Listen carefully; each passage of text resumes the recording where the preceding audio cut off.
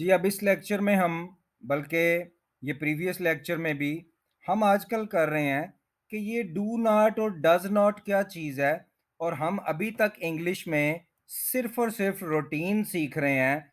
क्यों? क्योंकि यही वो रूटीन है, यही डू नॉट डज़ नॉट है, यही वर्ब के साथ आने वाला एस है, जो आपको इंग्लिश नहीं सीखने देता है।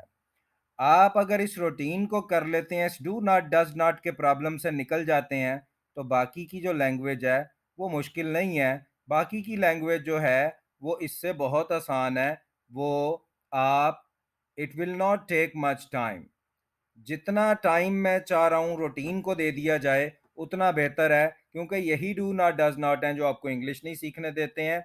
तो आज ही शी इट सिंगल नेम यानी कि जो फर्स्ट ब्रैकेट है उसमें से हमने लिया है कि ही बिलीव्स दिस, वो इस बात पे बिलीव करता है। यानी फर्स्ट ब्रैकेट में से हमने ही शी इट सिंगल नेम में से हमने ही ले लिया कि ही बिलीव्स दिस। बिलीव एक वर्ब है, काम है दुनिया में। बिलीव करना, ईमान लाना, किसी बात को मान लेना, ये एक बहुत बड़ा काम है। तो हमने पढ़ा हुआ है कि ही शी इट सिंगल नेम के साथ जब रूटीन करता है वर्ब तो एस लेता है। ठीक है, हमने पहले भी पढ़ा है। ही बिलीव्स दिस, वो इस बात पे बिलीव करता है। नेगेटिव कैसे बनता है आपको पता है? ही शी इट सिंगल नेम का नेगेटिव कैसे बनता है? डज नॉट के साथ बनता है। लेकिन जब डज नॉट आ जाएगा तो फिर जो एस है बिलीव वाला वो खत्म हो जाएगा, वर्ब के साथ एस नहीं आएगा क्योंकि वो एस डज नॉट में जा चुका है। He does not believe this, वो इस बात पे बिलीव नहीं करता है। और अब नेगेटिव के बाद हम इंट्रोगेटिव बनाएंगे। ये भी मैं वर्ड कवर करता हूं कि इस वर्ड को इंटेरोगेटिव नहीं कहते हैं, इंट्रोगेटिव कहते हैं, ये सीखते भी हैं। तो नेगेटिव के बाद he does not believe this, वो इस बात पे बिलीव नहीं करता है। और फिर है डज ही बिलीव दिस, क्या वो इस बात पे बिलीव करता है? तो फर्स्ट ब्रैकेट ही शीट सिंगल नेम में से मैंने ही ले लिया और उसके साथ मैंने पॉजिटिव ही बिलीव्स दिस, वो इस बात पे बिलीव करता है। He does not believe this, वो इस बात पे बिलीव नहीं करता है, नेगेटिव। और फिर उसका क्वेश्चन यानी कि interrogative, does he believe this. तो आपने देखा कि ही शी इट सिंगल नेम का जो पॉजिटिव है, नेगेटिव है और इंट्रोगेटिव कैसे बनता है मैंने फॉर एग्जांपल बस ही के साथ किया है, आप शी के साथ कर लें। She beliefs this. She, he की जगह ये जो ही है इसकी जगह आप शी ले लें। She does not believe this. Does she, he की जगह शी, बिलीव दिस, क्या वो इस बात पे बिलीव करती है? इट ले लें। इट बेजान चीज होती है, बेजान चीज क्या किसी चीज पे बिलीव कर सकती है? लेकिन चलें अपने सीखने के लिए, इट बिलीव्स दिस, ये जो इट है ये इस चीज पे बिलीव करता है। It does not believe this. Does it, he की जगह इट ले लें, बिलीव दिस। फिर कोई सिंगल नेम ले लें, अपना नाम ले लें, बॉय ले लें, गर्ल ले लें, कोई अपना, जिशान, ही की जगह जिशान ले। Zeeshan believes this. Zeeshan does not believe this. Does Zeeshan believe this, क्या जिशान इस चीज पे बिलीव करता है?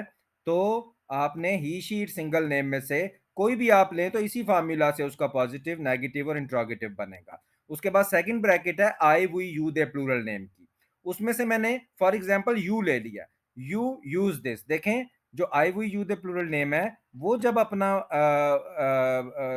ये रूटीन बनाते हैं तो उसमें वर्ब के साथ एस नहीं लेते। यू यूज दिस, यूज इस्तेमाल करना, ये दुनिया का बहुत बड़ा वर्ब है, बहुत बड़ा काम है। यू यूज दिस, इस यूज के साथ एस नहीं आप एंड पे ले सकते, क्योंकि I we you they plural name के साथ जो भी रूटीन होती है वो अपने वर्ब के साथ एस नहीं लेती, ये हमने पहले भी पढ़ा हुआ है। यू यूज दिस, तुम इस चीज को यूज करते हो।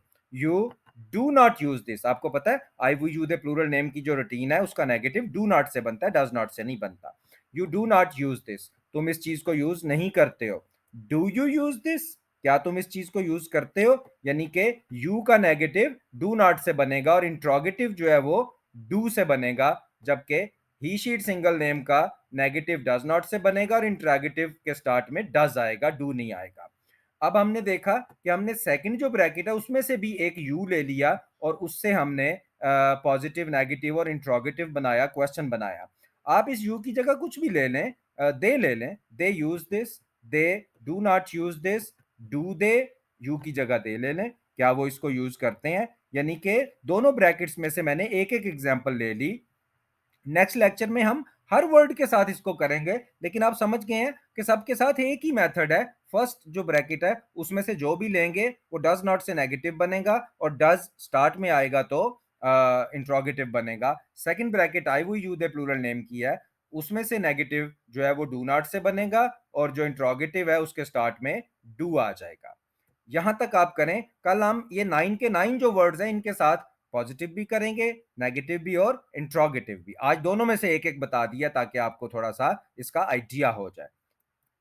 उसके बाद अभी हमने एक वर्ड बोला है इंट्रोगेटिव।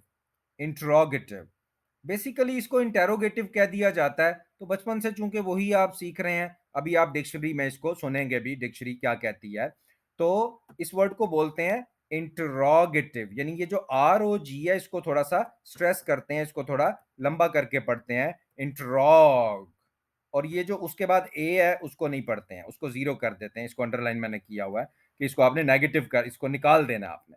इंटरोगेटिव यानी आप देखें जी के बाद वाला ए मैं नहीं बोल रहा हूं, इंटरोगेटिव यानी आप ये समझ लें कि इंटरोग के बाद फौरन आपने टी आई वी ई टिव पढ़ देना, ठीक है, ए नहीं पढ़ना। Interrogative, interrogative. आप ये नहीं कि अभी इसको ठीक कर लें, लेकिन ये कि आज से इसको सोचना शुरू कर दें कि ये इंटेरोगेटिव नहीं है, इंट्रोगेटिव बोलने की कोशिश करें। अगर आपने कोशिश कर करके गलत सीख लिया है, तो कोशिश कर करके कुछ दिनों में आप ठीक क्यों नहीं सीख सकते हैं? एटलीस्ट आज से ठीक करना स्टार्ट कर दें, ठीक चाहे वो कुछ दिनों में हो जाए, इससे ना घबराएं। At least you have started something positive, you have started to learn something correct. आपने एटलीस्ट कुछ ठीक सीखना शुरू कर दिया है। आप इस बात को ही अपने लिए बहुत बड़ी अचीवमेंट समझें कि एटलीस्ट आप उस डायरेक्शन में चल पड़े हैं। करेक्ट, ये कुछ दिनों में हो जाएगा। आप अगर ये गलत भी कुछ दिनों में नहीं हुआ था, काफी देर लगी थी इसको गलत होने में, तो ठीक होने में भी। तो आप इस जैसा बोलने की एटलीस्ट कोशिश करें। अभी डिक्शनरी में भी आप इसको सुन के देखें। इंटरोगेटिव, इंटरोगेटिव, रॉग को लंबा कर लेना और उसके बाद वाले ए को छोड़ देना है। Interrogative, interrogative, interrogative, interrogative, interrogative, उसके बाद वोकेबुलरी में एक आप देख रहे हैं एक्सप्रेशन मायोपिक अप्रोच या मायोपिक विजन। आप अक्सर देखते हैं कि हम अक्सर जो लाइफ में जो प्रॉब्लम आता है उसका एक दो दिन वाला सोल्यूशन कर लेते हैं, देर पा सोल्यूशन उसका नहीं करते। जो लोग किसी चीज का वक्ती तौर पे सोल्यूशन सोच लेते हैं और हमेशा के लिए उसका जो सोल्यूशन है वो नहीं सोचते, बस वक्ती तौर पे गुजारा करने के लिए उसका सोल्यूशन, तो ऐसे लोगों को कहते हैं कि इनकी बड़ी मायोपिक किस्म की अप्रोच है। बड़ी ये दूर पा नहीं सोचते, ये बस वक्ती तौर पे वो जान छुड़ाने के लिए सोल्यूशन कर लेते हैं एक दो दिन के लिए, उसके बाद फिर वही प्रॉब्लम पैदा हो जाता है। तो ऐसे लोग जो देर पा लॉन्ग टर्म प्लानिंग ना करते हों, बल्कि किसी चीज का बस ऐसे ही दो चार दिन के लिए सोल्यूशन निकाल लेते हों और दो चार दिन के बाद फिर वही प्रॉब्लम वापस आ जाती है, तो ऐसे लोगों को कहते हैं कि इनकी अप्रोच जो है वो बहुत मायोपिक किस्म की है।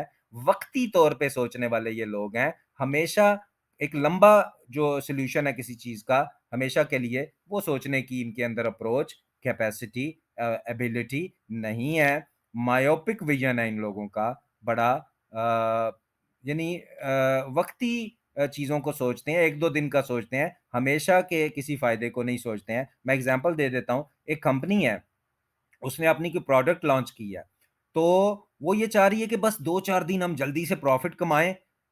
लेकिन उसने ये प्लानिंग नहीं की कि हम कोई ऐसी अप्रोच अडॉप्ट करें कि हमेशा के लिए हम प्रॉफिट कमाते रहें। उन्होंने बस दो चार दिन पे जोर दिया कि ये ईद के दो चार दिन है, बस इनमें तो उनमें तो उनको बहुत प्रॉफिट मिला, उसके बाद की तो उनकी प्लानिंग ही नहीं थी प्रॉफिट कैसे कमाना है। तो ये उनकी क्या थी, बड़ी मायोपिक, बड़ी वक्ती किस्म की अप्रोच थी, देर पा अप्रोच नहीं थी। तो जो भी इंसान बस आर्जी तौर पे चीजों के सोल्यूशन ढूंढता हो, जैसे आप मैट्रिक की, एफए की, एफएससी की इंग्लिश जो है वो वक्ती तौर पे पास करने के लिए रट्टा मार लेते हैं, हमेशा के लिए उसको सीखने की कोशिश नहीं करते, तो वो आपकी बड़ी मायोपिक अप्रोच होती है, देर पा अप्रोच नहीं होती। जिस आदमी की देर पा अप्रोच हो वो हमेशा फायदा उठाता है, और जिनकी मायोपिक अप्रोच हो, बस वक्ती सॉल्यूशंस ढूंढते हो, वो लोग हमेशा फायदा नहीं उठाते।